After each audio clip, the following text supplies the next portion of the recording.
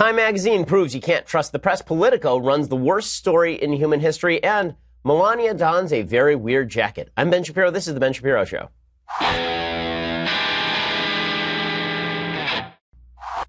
Oh, many things to get to today. First of all, I want to mention that if you still want tickets to our events in Dallas and Phoenix coming up in August, check those out at dailywire.com/events because the tickets are selling fast. We're almost sold out in Dallas and we are approaching near sold out in Phoenix. So go check that out. Also, if you have not been sleeping well, the reason you've not been sleeping well is not because of all the problems in your life. It's because of your mattress. And that's why you need to speak with my friends over at Helix Sleep. They've developed a mattress that is customized to your specific height, weight, and sleep preference so you can have the best sleep of your life. Okay, it's not just a generic mattress. It's something that is made for you. You go to helixsleep.com. You take their sleep quiz. It asks you questions like, do you like to sleep on your back or your side or your stomach? Do you like the mattress to be firm? Do you like it to be soft? Do you like it heat absorbent or do you like it breathable? And then they send it to you in a box. You unpack it. It inflates right in front of you because it's foam. You pop it on the bed and you are good to go. In 2018, Helix Sleep has taken customized sleep to the next level with the Helix Pillow. Their all-new pillows are fully adjustable, so you can achieve perfect comfort regardless of sleep position or body type. Helix Sleep has thousands of 5-star reviews. You get 100 nights to try them out as well, so there's no risk involved. Go to helixsleep.com/Ben right now.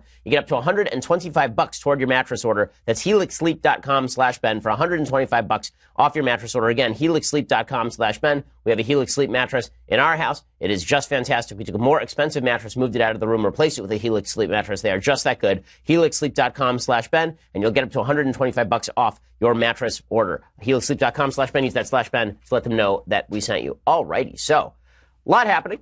Today, we begin with Time Magazine. So, you recall that Time Magazine put out a cover yesterday. The cover of their new magazine is all about why Trump is an evil, terrible person who hates children. Because this is what Time Magazine does. Every other Time Magazine is some sort of nasty take on President Trump. Sometimes merited, most often not. So, here was Time Magazine's cover, in case you forget. It was, in fact, a picture of a little girl who's crying as her mother stands there with Border Patrol, and then everything is erased and it becomes red, and then in front of her you can see President Trump, and then it says "Welcome to America." So it's a tiny 2-year-old kid screaming and crying, and President Trump kind of smugly grinning down at her because he doesn't care about the children.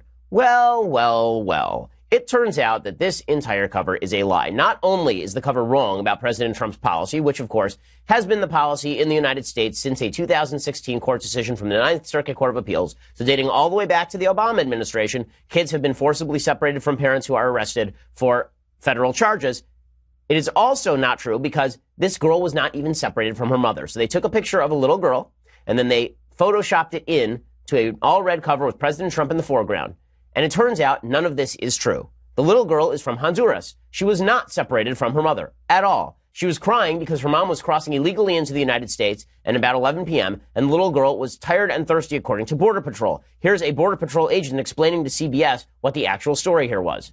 We asked her to set the kid down in front of her, not away from her. She was right in front of her. And so we can properly search the mother. So the kid immediately started crying as he set it down. I personally went up to the mother and asked her, "Are you doing okay? Is the kid okay?" And she said, "Yes, she's tired and thirsty." It took less than 2 minutes. As soon as the search was finished, she immediately picked the girl up and the girl immediately stopped crying. Okay, so the media took this photo and they blew it up and they made it seem as though the kid was crying because mommy had just been trucked away to the Nazi death camp by President Trump. Right? This is what the media did. They ran with this story. They ran with the picture.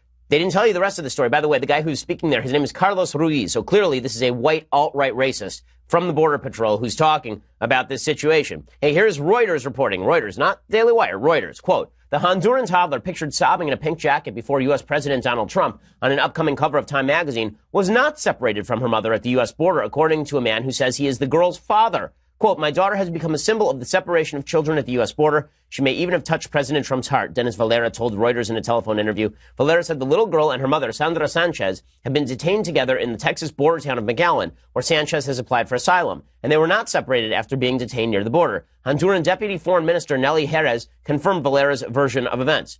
Well, not only was this kid not separated from mommy, it turns out that mommy was falsely claiming asylum. She is not, in fact, a political dissident in Honduras. In fact, she ran away from her other 3 children in Honduras. She left them there with dad.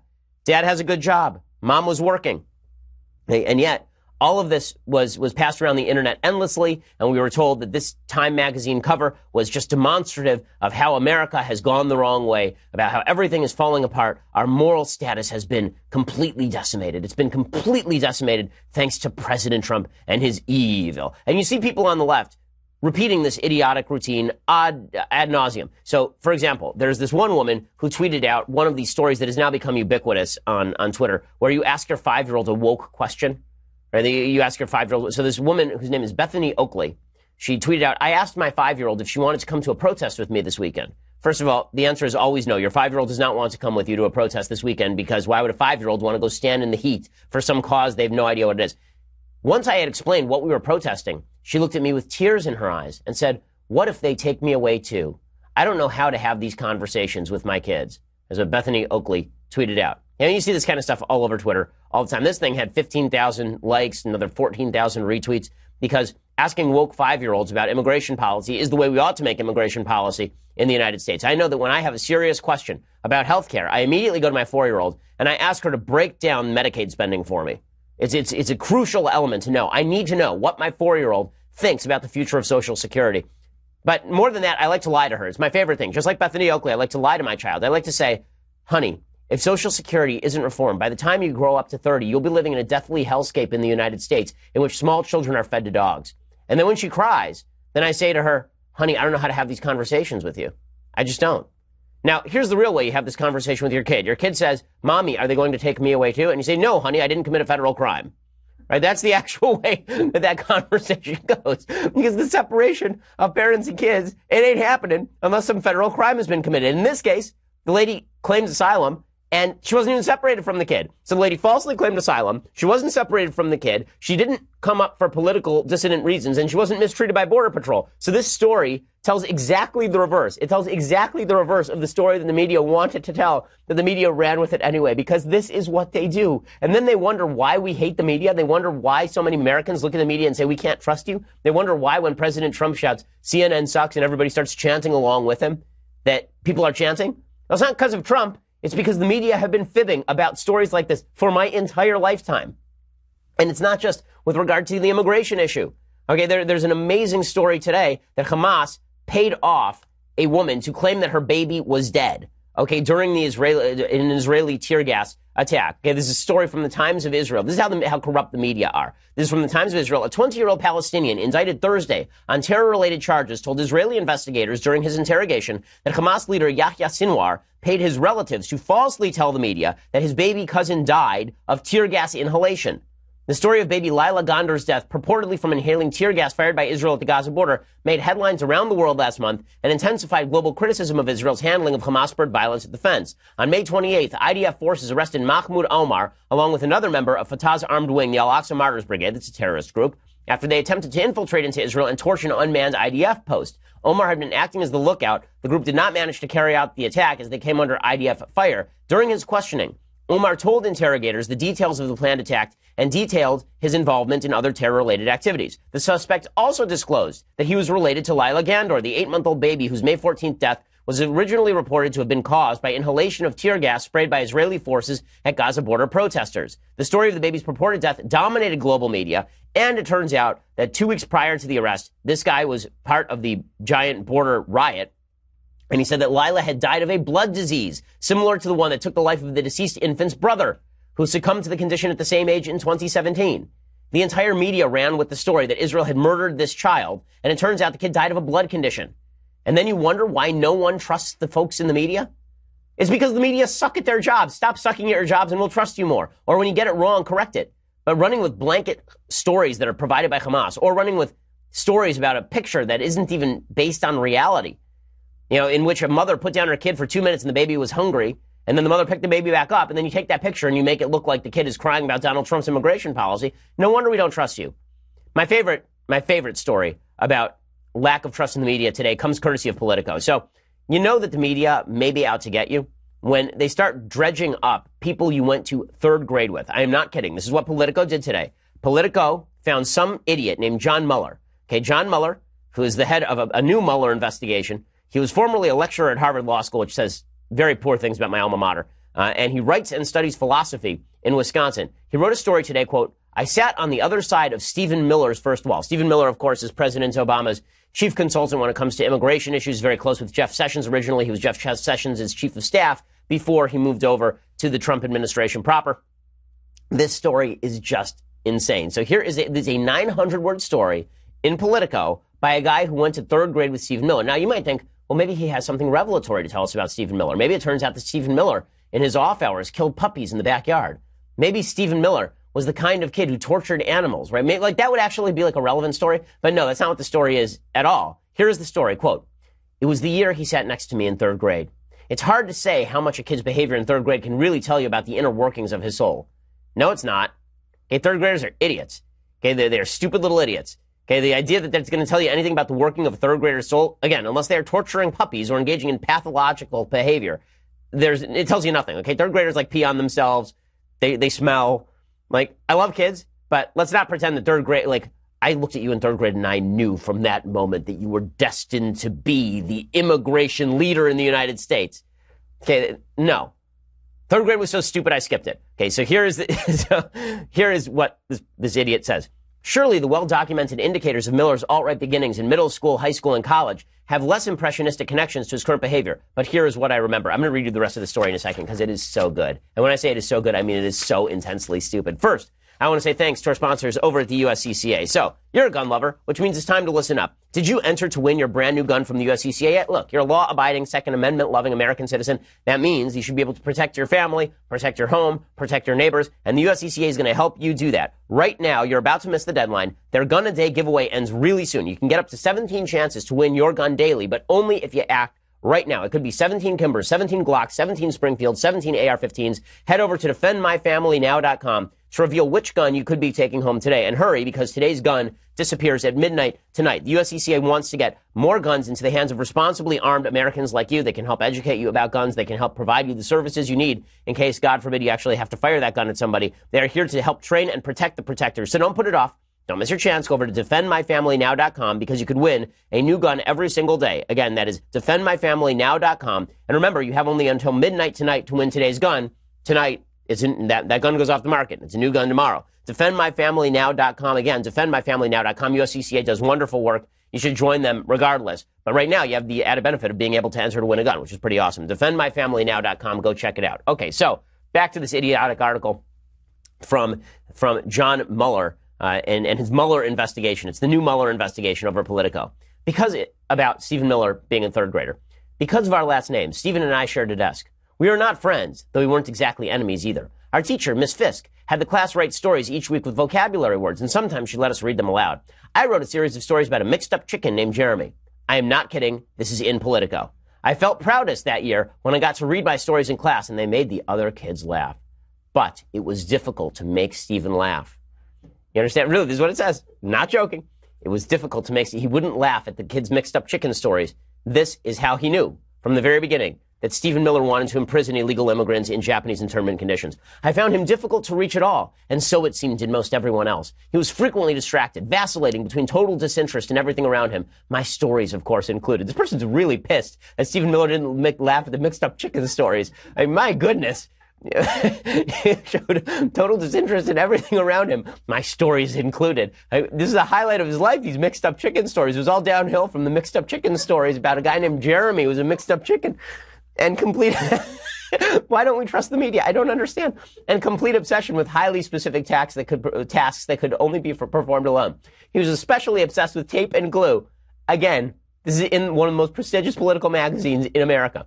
Along the midpoint of our desk, Stephen laid down a piece of white masking tape, explaining that it marked the boundary of our sides and that I was not to cross it. The formality of this struck me as odd. I was a fairly neat kid, at least at school, and I had never spread my things to his side of the desk. Stephen, meanwhile, could not have been much messier. His side of the desk was sticky and peeling, littered with scraps of paper, misshapen erasers, and pencil nubs. If this adhesive division kept Stephen on his side of the desk, I was all for it, as unfriendly as it seemed. But instead, the tape became an attractive nuisance. Stephen picked at it with his fingernails, methodically, in a mixture of absent-mindedness and what seemed like channeled hostility. You could sense how much he hated Mexicans by the way he was picking at the tape in third grade on his desk. Unbelievable. This guy's insight is just incredible. This process of effacement left a thin layer of sticky grime, not altogether dissimilar from the rest of Stephen's desk. He was grimy. He was disgusting in third grade.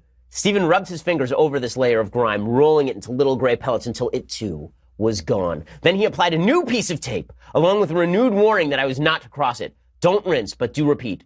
For months. When Stephen was not picking at the tape, he was playing with glue. Dead serious, guys. This is actually an article. He liked to pour it into his hands, forming grime-tilted glaciers in the valleys of his palms. Glue lustily in hand, he deployed his deepest powers of concentration to watch these pools harden. The first sign would be a rippling on the surface, as if from a winter gale. This would produce a precarious moment as Stephen's urge to stick a finger into the filmy layer became palpable, and his immobilized palm began to tire. Okay, I'm going to continue with this story in just a second. First, I just have to say, what the actual F? Okay, there's another 400 words of this story. Okay, there's another 400 words of this story about Stephen Miller liking to play with tape and glue at age 8. Okay, again, the Mueller investigation continues. Right, this is the actual Mueller investigation. John Mueller's investigation into his time in 3rd grade with Stephen Miller. Quote, invariably, Stephen succumbed to this urge before the glue fully hardened, at which point the prior game transformed into a new one, the game of spreading still viscous glue across the remainder of his hand. Then, once the glue dried, he picked it off in long strips, the glue pulling the skin on his palm outward as he tugged it with his other hand, the skin snapping back into place when each strip broke off. Still, the sticky adhesive beneath the strips of glue remained on his palm. So Stephen rubbed his hands together to produce more little gray pellets, which he collected and rolled together into a mound. This, in turn, was used to blot at and thereby clean or perhaps dirty his portion of the desk.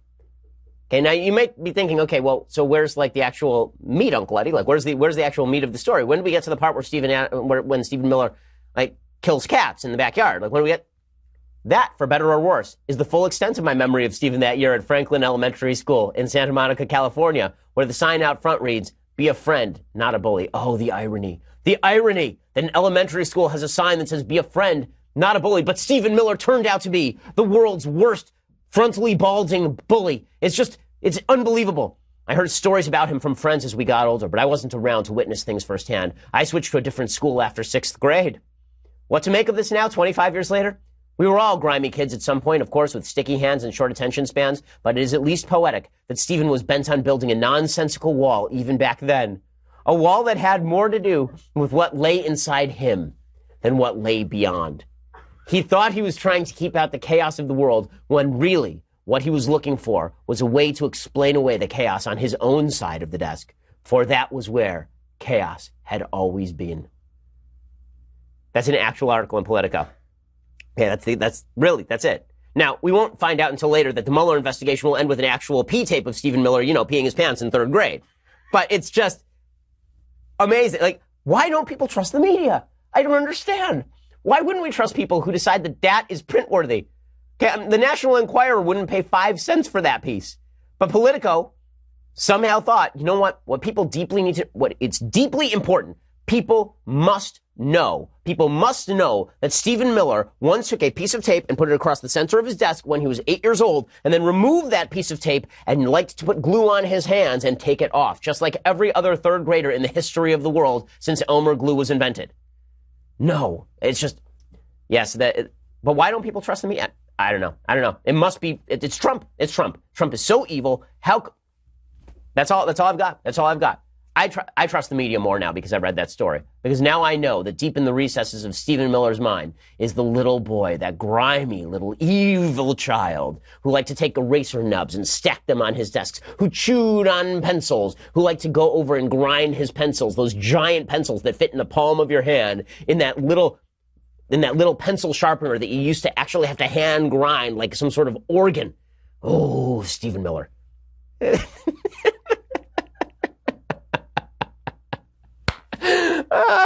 Media, love you. Never change, media. Never change. And speaking of stupid things in the media, so yesterday everyone went nuts because Melania Trump wore a jacket. Okay, I don't know what timeline we fell into, guys, but it is the stupidest timeline. I don't know what.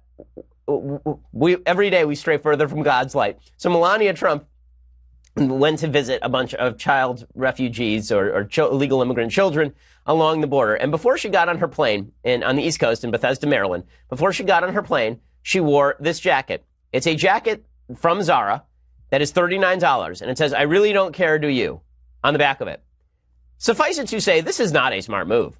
This is not a smart thing to do, right? Because you're trying to go and demonstrate how much you do care. And now you're wearing a jacket that says, I really don't care. Do you? I will explain, though, whether I care a lot about this jacket in just 1 second. First, I want to talk to you about clothing that you really should wear. And that, of course, is a tailored suit from Indochino. So you always look better in a custom tailored suit, not in a $39 jacket from Zara's that says, I really don't care to you, like an actual tailored suit that looks great on you, and that would be fit for a king. This is why you should go over to Indochino.com. They're the world's largest made-to-measure menswear company. They've been featured in major publications, including GQ, Forbes, and Fast Company. They make suits and shirts made to your exact measurements for a great fit. Guys love the wide selection of high-quality fabrics and the option to personalize all the details, including lapel, lining, and monogram. You can go over to one of their stores. I went to one over in Santa Monica. It's really a lot of fun. You can look at all the fabrics, and they can help you choose all your customizations, and then you get it in the mail, right? They send it to you, and it fits like a glove, and if it doesn't, they fix it for you. This week, my listeners can get any premium Indochino suit for just $379 at Indochino.com when entering Shapiro at checkout. You don't have to go to one of their stores, by the way. You can do it online and send in all your measurements. They send the suit directly to you. That's 50% off the regular price for a made-to-measure premium suit, $379 for any premium Indochino suit. That's Indochino.com when you enter promo code Shapiro at checkout. Shipping is free. Indochino.com. Promo code Shapiro for any premium suit for just $379 and free shipping. That's a suit that you're going to want. It's a suit that you're going to wear. It's pretty great. Okay, so Melania Trump yesterday wears this jacket, this I really don't care, do you jacket. Now, obviously she meant to wear the jacket. There's a lot of talk saying, oh, it's just, she didn't really mean to wear the jacket. Like, she just sort of put on a jacket. Melania Trump wearing a $39 jacket. The last time Melania Trump wore something that inexpensive, she was naked on the cover of the New York Post. Okay, Melania Trump has never worn something that costs $39. Okay, like, legitimately, her pinky rings cost $39, right? The ankle bracelets that she does or does not wear, right? Those cost $39. So she wore a $39 jacket that said, I really don't care to you. And so this became the mystery the media had to solve yesterday. Why did she wear this? Why? So Stephanie Grisham, who is her spokesperson over at the White House, tweeted out, today's visit with the children in Texas impacted FLOTUS greatly. If media would spend their time and energy on her actions and efforts to help kids, rather than speculate and focus on her wardrobe, she would get so much accomplished on behalf of children. Hashtag she cares. Hashtag it's just a jacket. Yeah, well, listen, Melania Trump knows what she's wearing. And the hilarious part of this is that Trump then responds, and Trump jumps into the fray. So Trump feels that he needs to discuss Melania Trump's wear. He has to jump in. So this is so funny. So Trump, everything is so stupid, man. It's so dumb. Trump tweets out, quote, I really don't care, do you? Written on the back of Melania's jacket refers to the fake news media. Melania has learned how dishonest they are, and she truly no longer cares. So her own spokesperson's like, you shouldn't focus in on the jacket. And Trump's like, screw the media. It's so great. It's so great in every way. Now, does this mean that Melania doesn't care? No, it just means that someone was dumb in allowing her to wear that, or she was dumb in picking that. Like, it's just stupid, right? You don't wear a jacket like that when you're about to go visit refugees, right? It's just not the brightest move. This is the part where Melania should say that her command of the English language is not that great, right? That'd be the proper defense here. Or she didn't see the back of the jacket, she turned it inside out or something. But no, is it a big deal? No. Did the media go nuts over it yesterday? Of course. Is it bad optics? Absolutely. Is it dumb on every level? You bet. But everything is dumb on every level right now. Everything is incredibly stupid on every level, which is too bad because there's some pretty serious issues that are happening here, right? Some of the things that are happening here actually matter, right? The policy with regard to our border actually matters. Now, President Trump has it right when he rips into Democrats, when he says, listen, what you really want is to release as many illegal immigrants as humanly possible. Cynthia Nixon proved this yesterday. So Cynthia Nixon, you recall her from being the most irritating member of the cast in Sex and the City, which says a lot. I mean, you really have to work to be the most irritating member of the cast in Sex and the City. But Cynthia Nixon is now running for governor of New York. She will lose horribly to Andrew Cuomo, of course. But she says that her program is that she definitely wants to abolish ICE, right? No borders. So when Trump says that Democrats don't want borders, and then the media says that's a lie, Cynthia Nixon pretty much just said out loud what you're not supposed to say out loud. They're being separated throughout this country by ICE. Yes. I think we need to abolish ICE. That seems really clear. They have strayed so far from the interests of the American people and the interests of humanity. We need to abolish it. Okay, and your solution to people crossing the border illegally would be what? And the answer is the solution would be just to let people cross the border illegally. So when President Trump rips into Democrats, he is not wrong about this. Here is Trump yesterday saying Democrats are by not deterring border crossing, they're creating a child smuggling industry. There is some truth to this. People are suffering because of the Democrats.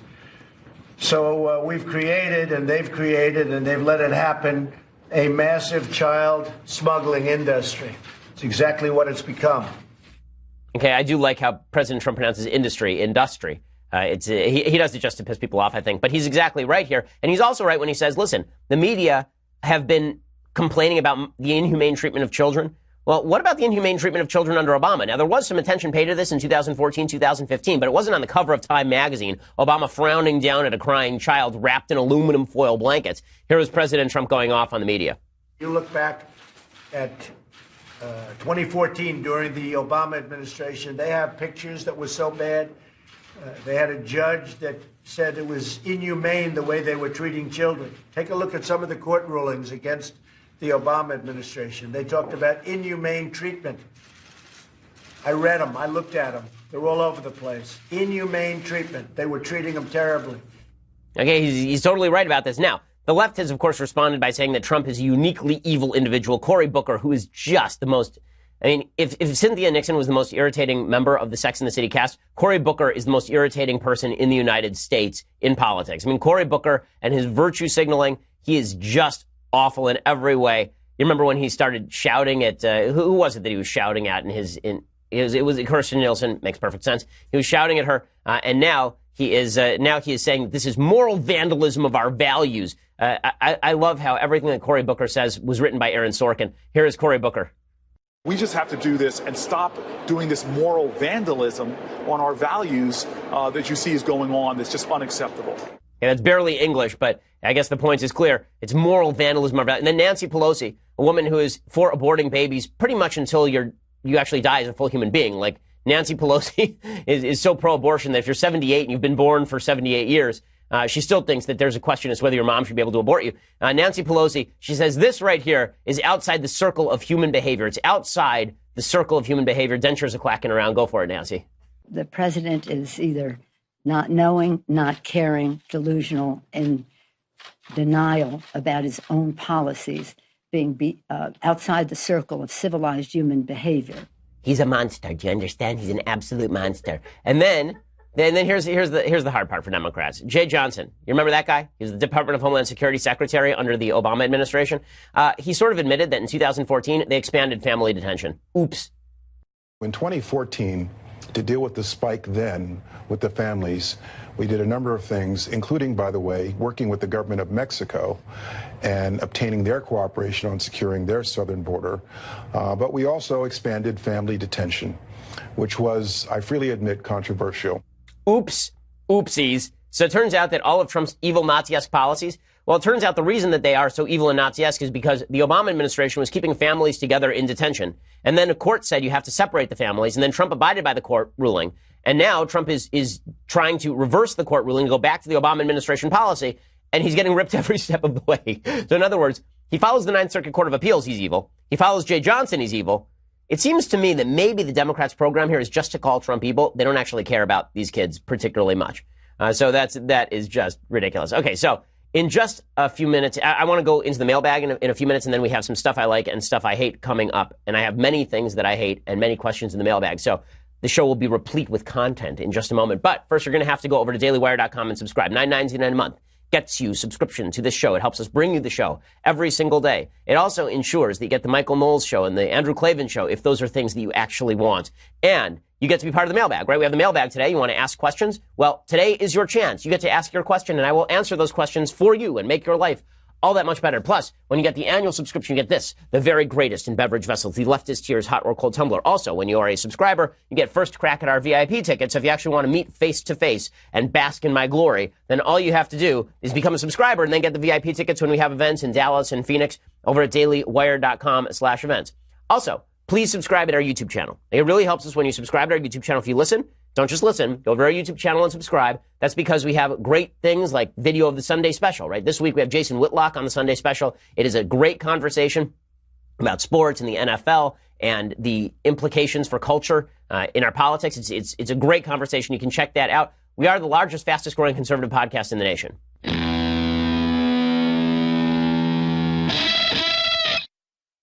All right, so I'm going to jump right into the mailbag. So let's get into it. All right. Kieran says, I've recently been labeled alt-right on a very public forum by a notoriously pretentious SJW. My views are countercultural for a 21-year-old woman, considering I am a lifelong conservative, but I am nowhere near alt-right. I am apparently anti-feminist, only third wave, racist because I would denounce your Arabs in open sewage tweet after recommending your show to said SJW, and opposed to all immigration. Facepalm, my parents were immigrants, and a white nationalist, which is so far from truth, I didn't even know how to begin entertaining the debate, let alone his BS. How do I combat claims like this or argue with a liberal about anything without stooping intellectually? Thank you for your brain. Well, thank me for my brain. Thank God for my brain. I didn't make it. But as far as how you argue all of this stuff, first of all, I'd just like to note that tweet that you reference in that email, Karen, I wrote an entire column explaining that tweet, and there were a bunch of follow-up tweets that explained that tweet. This is like 2010, circa 2010, so just to give a little context for that. But beyond that, the reality is that not every argument is worth having. Like being labeled an alt-right personality by an idiot SJW on a public forum, you should make your statement, you should let it go at that, and then you shouldn't waste more of your time because the person's never going to admit they were wrong. You should determine in every conversation what the purpose of the conversation is. It works, by the way, in real life as well. Like, I try to determine whether a conversation is worthwhile here in the office, which is why I rarely deign to speak to those around me. I mean, come on. Very, very few of these conversations are worth it. But even when it comes to my marriage, my wife and I have a great rule that I love, and that is tip to dudes. Okay, tip to guys out there who are dating ladies or married to ladies. If you are having a conversation with your wife or your girlfriend, and she starts complaining to you about a particular situation in her life, your first tendency is going to be to try and solve the problem for her. This is probably not what she wants. What she probably wants is for you to listen. Now, I know you don't want to listen. I get it. But the way to solve this problem is to say, is this a solving conversation or a listening conversation? And if you say that, then you know the purpose of the conversation. If you can apply that same sort of logic to all of your interactions, particularly political interactions, you'll be a lot better off. Not every conversation is worth having. Joel says, Ben, even though environmentalists are radical, their movements lead to better tech like LEDs, electric cars, and biodegradable materials. Can there be beneficial effects of radical movements? Well, sure. I mean, I think there are a lot of radical movements that have had beneficial effects, even if their overall effect is a net negative. I would suggest that the idea that efficient vehicles were an outgrowth of the environmental movement, I don't think is exactly correct. I think that efficient vehicles were an outgrowth of high gas prices in the 1970s, and the fact that nobody wanted a clunker when there were going to be all of these escalating gas prices thanks to OPEC choking off the oil supply. This is why you see bigger cars on the road when gas prices are cheaper and smaller cars on the road when gas prices get more expensive. With that said, because the truth is that environmentalism, the only way that environmentalism can really make LED lights, for example, more fiscally feasible is by artificially raising the price of incandescent light bulbs.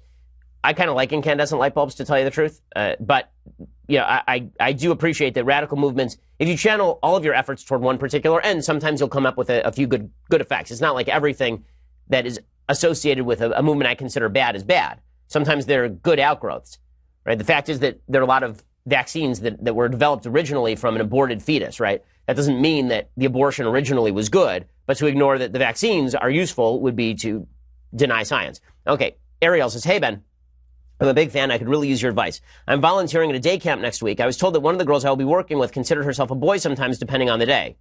Well, that's great. She's 5. How do I interact with her? Do I just go along and humor her as I would if she was pretending to be a fairy princess or a unicorn, or say something? Most likely after this camp program is over, I won't see her again. Thanks for any advice. Well, I mean, it depends, Ariel. Do you want to keep your job? I mean, really, this is a priorities question, because the reality is I think that it is unhealthy to humor the delusions of small children. I do not think that it is healthy. If a 5-year-old claims something that is factually untrue, I don't think that humoring that is worthwhile or good. And my kids claim things that are untrue all the time, and it is my job to disabuse them of those notions. Doesn't mean you have to be rude or terrible, but you have to check in with the camp, because it's possible that the camp doesn't want to get sued or that you will be fired. So it really depends on, and if you're uncomfortable with this situation, maybe you ask to be moved out of this situation. Maybe you ask to counsel other kids, for example, or you have one of your colleagues take over with regard to this kid because you feel that it's immoral to abide by the rules that are set by the camp. But as a general matter, I think it's immoral to treat 5-year-olds with great respect when they say things that are actually delusional. And humoring delusion is not good for kids. Fully 80% of kids who have transgender feelings grow out of it by the time they reach young adulthood. Scott says, hey, Ben, do you ever feel guilty about the abuse you lay upon Knowles? If not, have you provided him a safe space away from the daily torment you inflict on him? No, I've never felt guilty about the abuse that you lay upon Knowles, just as I would never feel guilty about the abuse that I lay on Pol Pot or Kim Jong-un. I mean, there are just certain people who deserve abuse, and Knowles is one of them. And by the way, I pay Knowles, okay? So for all the abuse that I lay on Knowles, he ain't too worried about cashing the paycheck, apparently. As far as the safe space that is provided for him, he does have a small office off the main hall here, and we lock him in there. We have padded the walls so that he can really have himself a good time in there. All right, Brandon says, hey, Ben, do you think that religion as a whole could experience a resurrection similar to that of Christ in the Bible, or are religious and communal groups doomed to decline in the years to come? I do think that religion as a whole is going to experience a resurrection, and I think that that is going to happen specifically because there's a great crisis of meaning that is happening in the West. People believe that their lives are purposeless. They believe that there is no actual goal to their life. There's no telos. There's no Greek teleology to their life, and there's also no religious nature to their life. And so we are bogging ourselves down in hedonism and political anger and partisanship, and it's leading to a worse America, and it's leading to worse interpersonal relationships. So I do think there's going to be a religious revival in the country because I think there's a religious instinct in people that has been forcibly removed from them by a secularist society, and I think that that's a serious problem. There will be a backlash. Jeremy says, what is your take on Milton Friedman's negative income tax? It's not something I've heard you address and would love your take on it. So Milton Friedman's negative income tax, for people who don't know, is basically his suggestion that we cut checks back to people who are poor enough that they don't pay income tax. And his suggestion is that this should replace the welfare system. As a replacement for the welfare system, I would much prefer a negative income tax to the welfare system itself, because the welfare system is quasi-means tested, not really. It's too complex. It disincentivizes good, responsible behavior. The negative income tax basically signs you a certain amount of money based on the amount of money that you are making to bring you up to a certain average amount of money. It makes a lot more sense, Milton Friedman's negative income tax, than the welfare system, but any sort of government redistribution system is going to be subject to corruption and political interplay, which is why, in the end, I prefer private charity and local government as opposed to a federal negative income tax, for example. Noah says, hey, Ben, a few weeks ago you said something about the Establishment Clause of the First Amendment that got me curious. What is your take on the effort to remove God from the pledge, currency, etc.? Is invoking the name of God in government not a violation of the Establishment Clause? I'd love to hear your opinion. It's not a violation of the Establishment Clause, specifically because the Establishment Clause was designed to prevent the imposition of a specific religion on any human being. So, if, for example, it was mandatory from the government that you use God every time you went out in public, or that it was mandatory that you say under God in the Pledge of Allegiance, or that it was mandatory that you stand for God bless America, or that it was mandatory you put your hand over your heart, anything that mandates that you worship God is against the Establishment Clause. There's nothing in the Establishment Clause, however, that says that government cannot prefer, in general, a religious outlook on life to a non-religious outlook on life. There's nothing in the Constitution that suggests this. In fact, if you go back to the original founding of the country, obviously there were prayers that were being given by people on a regular basis in the halls of Congress. George Washington regularly prayed. He gave prayers at his inaugural address. It is also worth mentioning that there were a bunch of states in the United States. The Establishment Clause, this is something people don't know about the federal Constitution. The federal Constitution originally did not apply to the states. So there's an Establishment Clause that says Congress shall make no law abridging freedom of speech or establishing religion. Okay, that's Congress shall make no law. It applied to the federal Congress. There were states in the United States that actually had quasi-official religions, okay, at the very beginning of the Republic. And then over time, that sort of drained away. I think it was a good thing that drained away, but it obviously, the federal Constitution did not bar even state-sponsored religion, like specific sects of religion, in particular states in the United States originally. So, no, the Establishment Clause does not prevent you from saying we trust in God on our coins or something. And if you really feel that badly about it, saying we trust in God on our coins, then I suggest that you investigate American history in which God has played a pretty significant role. Cassandra says, is there a historical figure or event that film has not covered or covered well that you would like to see developed into a movie? If so, who or what? Who would you like to see direct it? Oh, there's so many of them. So I think that there's a great movie or miniseries to be made about John Brown, just because there's so much moral complexity with regard to John Brown. So John Brown is, if you remember from your Civil War history, John Brown was a guy who was involved in something called Bleeding Kansas originally in 1856, 1857. There's something called Bleeding Kansas in 1854, 1856. Basically, what happened is that there was a bill in Congress called the Kansas-Nebraska Act, and it suggested that Kansas and Nebraska were going to be admitted as states to the Union, and the way that these states were going to be admitted as either free states or slave states is there was going to be a referendum held in these states as to whether the states ought to be slave states or free states. And what that led to was an enormous number of people rushing into these states in order so that they could vote specifically on the issue of slavery. Well, John Brown and his sons went to Kansas, and they there engaged in acts of brutal violence against slaveholders who were also engaging in brutal acts of violence against people who were in favor of the freedom of these states.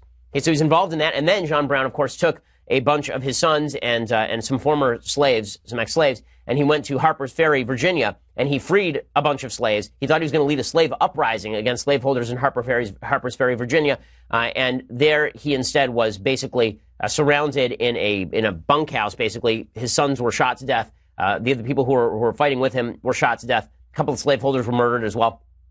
And John Brown eventually was hung, or he was hanged, rather. It's a really fascinating story. The actual commander of the Union forces at Harper's Ferry was a guy that you may remember by the name of Robert E. Lee. So it's really historically repeated. It's really fascinating stuff. And as the soldiers in the Civil War went to battle, they actually sang the song, the original lyrics to the Battle Hymn of the Republic. You know, glory, glory, hallelujah. The original lyrics to that song were not what they eventually became. The song was called John Brown's Body. And the original lyric was, John Brown's body is a moldering in his tomb. John Brown's body is a moldering in his tomb. John Brown's body is a moldering in his tomb. His soul, his truth goes marching on. So it was about John Brown, who was an actual rebel who killed people, right, trying to free slaves. Fascinating stuff about, when is sort of zealous violence necessary? Was it necessary in this particular case? Really interesting stuff. The other one, this is a great question. So I have another one that I love. I really want somebody to make a full-scale dramatic film about the Frazier-Ali fights. So there's a great documentary that I've recommended before. It's an HBO documentary about the Frazier-Ali fights called Ghosts of Manila. That's quite good. There's a book about it as well that's really good. But it's Joe Frazier's tale is well worth telling because he was a guy who grew up in Philadelphia, dirt poor. Right, Rocky's character in Rocky is actually based in part on Joe Frazier rather.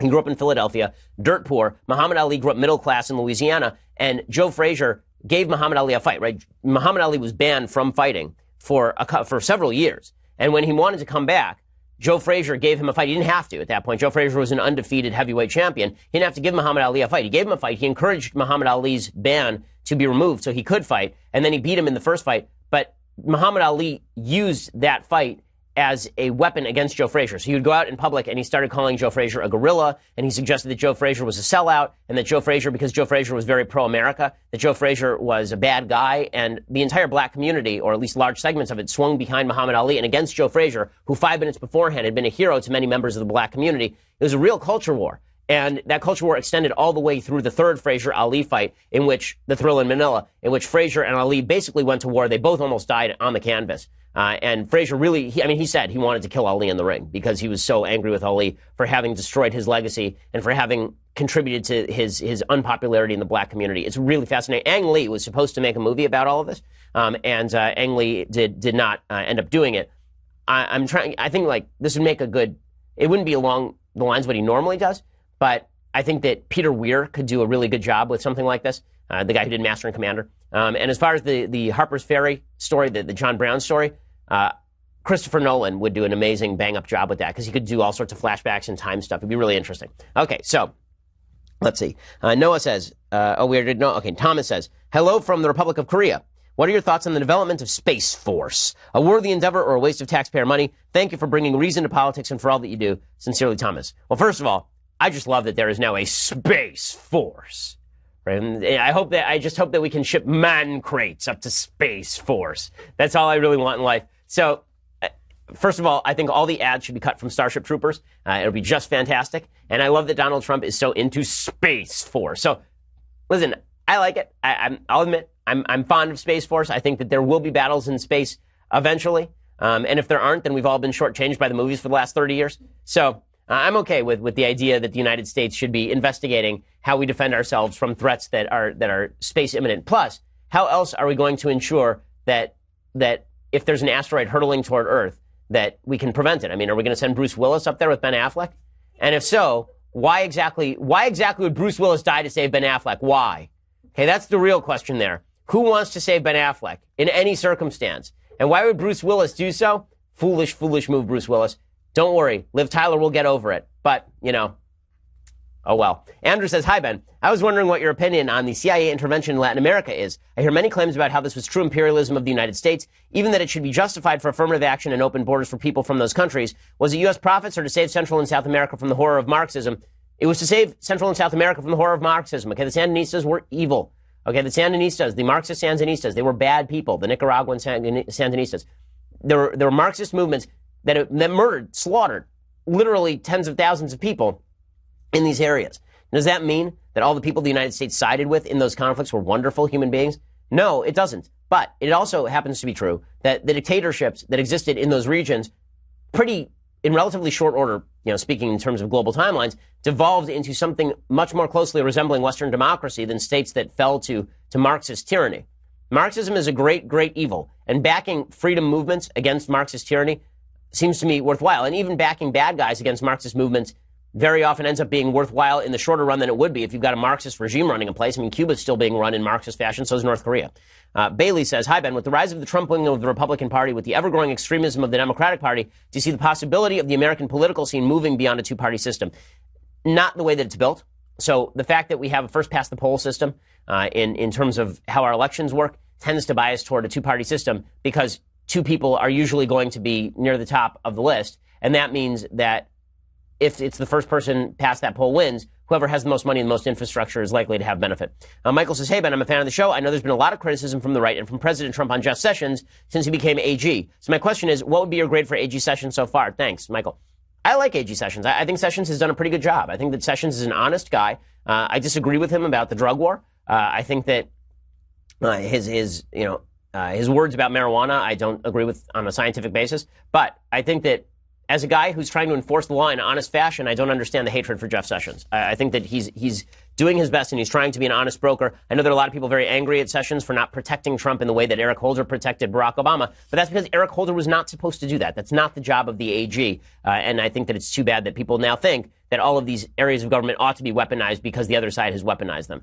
Okay. Time for some things I like and then some things that I hate. So, things that I like. Yesterday, I did a Dvorak piano quintet. So, sticking with the Dvorak theme, I mentioned this yesterday on the show. The second movement of his New World Symphony is very famous. You'll recognize it probably when I play it. But it is a magnificent piece. The Symphony No. 9 in C minor, the New World Symphony, is one of the great pieces in the Western canon. It is just fantastic. And the second movement is just heartbreakingly beautiful.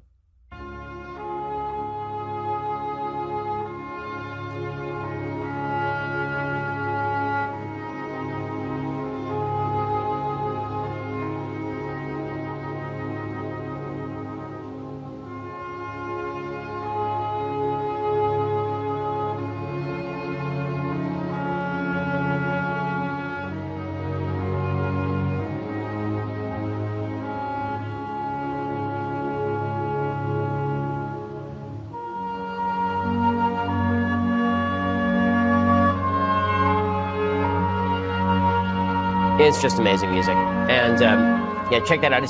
When people ask me, what's a good piece for the introduction of people who don't like classical music into classical music, this is a great piece to recommend. The New World Symphony, from beginning to end, it's just terrific. Okay, time for a couple of things that I hate. So, the first thing that I hate is, kind of in line with that music. Charles Krauthammer passed away yesterday. So Charles Krauthammer died. Truly, I think, the thought leader for an entire generation of people who are growing up on political commentary. When I say that I grew up reading Charles Krauthammer, I don't mean just that I grew up reading Charles Krauthammer as in I got older. I mean that Charles Krauthammer helps you grow up. When you read Charles Krauthammer, you realize this is a person who examined all sides of issues. He was a nuanced writer and a nuanced thinker. He was somebody who really deeply thought about things. One of the things that was interesting about Krauthammer that I happen to know is that Krauthammer was not all that much into the daily headlines. I remember the first time that I met him was in his offices in Washington, D.C., along with some colleagues from Breitbart, where I was working at that point. And he was really not up on the day's news, which I thought was really weird because he was on Fox News like every day. And then I realized that the reason he wasn't up on the day's news is because Charles spent so much time reading about deep philosophies and ideas. He was much more focused on sort of the rock bed underneath the ocean than he was worried about the ripples on the daily surface of politics. More than that, he was not tribal in any sense. This is a guy who was an independent thinker. He had interesting ideas on a variety of subjects. He was an animal rights guy, for one, at the same time that he was against stem cell research, fetal stem cell research, even though he himself was, of course, a paraplegic from the chest down. Right? He's just an amazing human being. I talked about him a little bit when it was announced that he was going to pass away. He's somebody who I wanted to emulate. When you're younger, you want to be a provocateur. Right? When you're 17, 18 years old, you think that the way you're going to make your way in politics is by saying provocative things, things that get the headline, things that get the click. I get it. I was there. If you read my early writing, it's a lot more provocateurish. And as you get older, you realize it's less worthwhile to be a provocateur and more worthwhile to try and be like Charles Krauthammer. Krauthammer was also a real craftsman of the word. He's somebody who really spent time on his writing, and you can read it. I mean, he had a real gift for making hard work seem as though it was easily written. If you read his stuff, it feels like this is so natural to read, but apparently he went over every column that he ever wrote something like 15 times. And you always got the impression that he'd thought things through.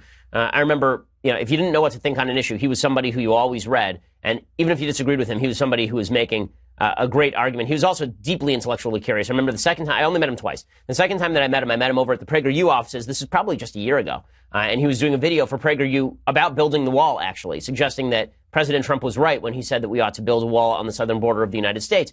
And I was talking with him a little bit, and we were talking about, I guess healthcare was in the news at that point, and he asked me the distinction between the Australian healthcare system and the Canadian healthcare system. Now, both are nationalized healthcare systems, and there are some minor nuances to them that are different. Like in Canada, it's universal healthcare from top to bottom. In Australia, you are basically you're incentivized to buy a private healthcare plan.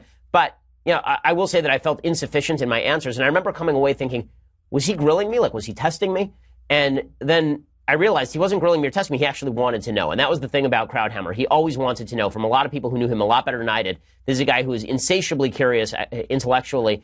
And when he passed away, before he passed away, he put out a statement where he said, I leave this life with no regrets. It was a wonderful life, full and complete, with the great loves and great endeavors that make it worth living. I'm sad to leave, but I leave with the knowledge that I lived the life that I intended. You can't ask for more than that. You can't ask for more than that. And maybe we all feel that way when we go. So Baruch Dayan Haemet, he was a Jewish guy. That just means blessed is the true judge in Hebrew. We always say that when somebody dies. I think that his work is going to live on. And the Washington Nationals did a nice tribute to me last night. He was a huge baseball fan. The Washington Nationals held a moment of silence for him last night, which was just great. Okay, so final thing that I hate today, and then we will break for the weekend. So I have to say, people who get deeply invested in politicians, I can't go there. I can't go there. Politicians are just like a plumber. They're people who have a job. And if you get that deeply invested in politicians as the avatar of your emotions and the avatar of your feelings and the avatar of your values, I think you're making a big mistake. We should be invested in members of your family, be invested in people you know, be invested in people not telling lies. But when you get deeply invested in the personal travails of a particular political figure, I think that we're verging on something that's not great. So here's some video of some Trump supporters at a recent rally. And as I said, I started the show today by saying the media have been lying routinely about President Trump. So this is not about the media not lying about Trump. They do lie about Trump on a routine basis. But the sort of emotional response that people have to President Trump, it was true of Obama, too, on the left. I don't think it's healthy for any political leader. Family means a lot to us, so we have to do it. I see you getting emotional. Why is that? Because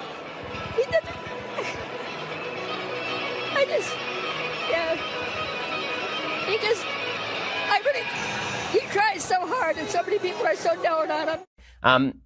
Listen, I understand you're emotionally invested in politics, but President Trump can handle it, okay? He's a tough guy. He's a big, strong guy. President Trump has taken a lot of slings and arrows. He'll be fine. We should not be so invested in our political leaders that we start to get emotional about what great men, how could they possibly be? That's the nature of the game. You get in the game, that's the way the game works. Right? It's like crying every time your favorite quarterback gets sacked. That's part of the game. Right? You may be upset that he got sacked, but this is part of the acceptable risk of the game, and I think that we all ought to be a little more tough-minded about our own politicians on any side of the aisle. Okay, well, we will be back here on Monday with all the latest. I'm Ben Shapiro. This is The Ben Shapiro Show.